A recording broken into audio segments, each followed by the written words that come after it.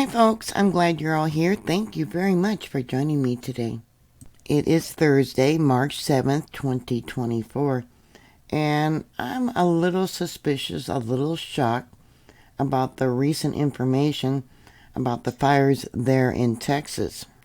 Xcel Energy is now saying its facilities likely started the fires there in Texas.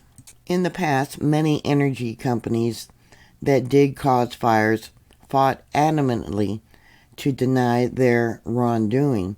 So why is Xcel Utility Energy saying today that its facilities likely started the Smokehouse Creek fire, which has destroyed dozens of homes and charred sprawling cattle ranches, not to mention small ranches, in the largest wildfire in record Texas history? According to the latest information that I could find, the Smokehouse fire has burned 1,059,570 acres, or 1,655.5 miles of lands, homes, all the animals, etc. I was recently reading an article. It's going to take years for the grasslands to recover.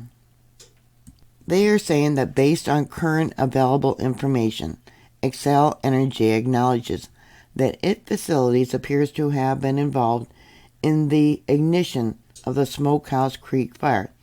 Xcel Energy wrote in a statement, "The Minneapolis-based utility, which provides power and natural gas to parts of Texas and 7 other U.S. states, disputed claims that it had acted negligently in maintaining and operating its infrastructure." Xcel faces at least 2 lawsuits claiming the company negligently failed to properly maintain electrical infrastructure linked to the blaze.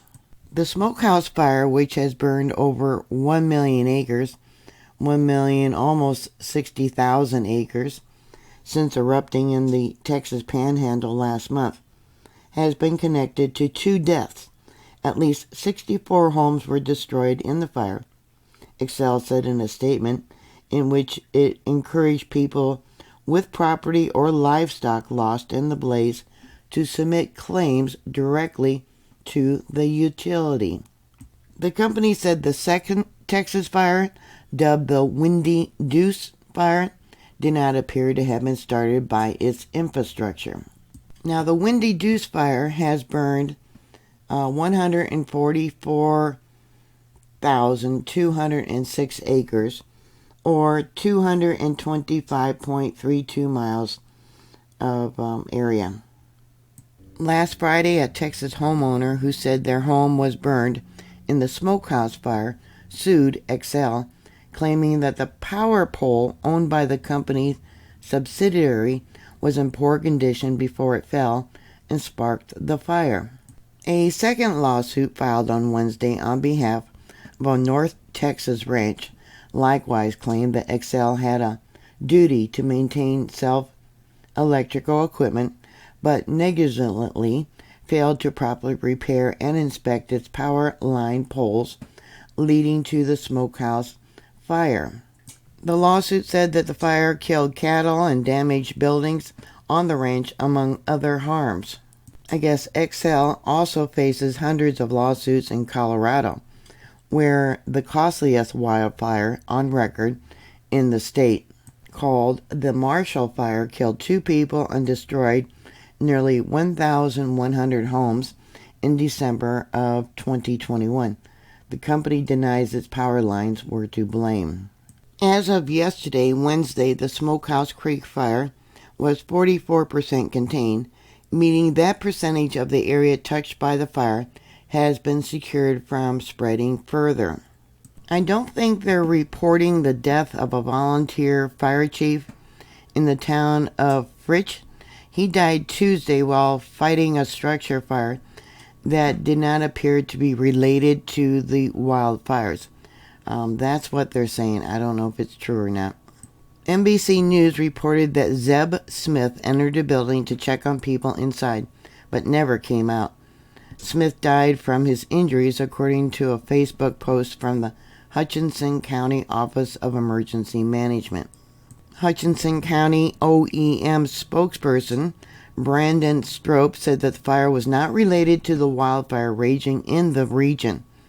But Strope told the news outlet that Smith was one of the many volunteer firefighters in the region who had helped combat the spread of the wildfires in the last several days.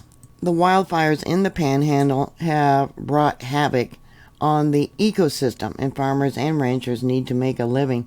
They not only lost livestock in the inferno, but the hay and grass to feed them, the buildings that house them, and the fences that pen them in. Tatum Swenhaugen, who raises show pigs with her husband on land south of the Canadian, said flames killed 40 of her pigs, about half of her stock. The loss is about $70,000. The fire also burned down every building on the property used to house and breed the pigs.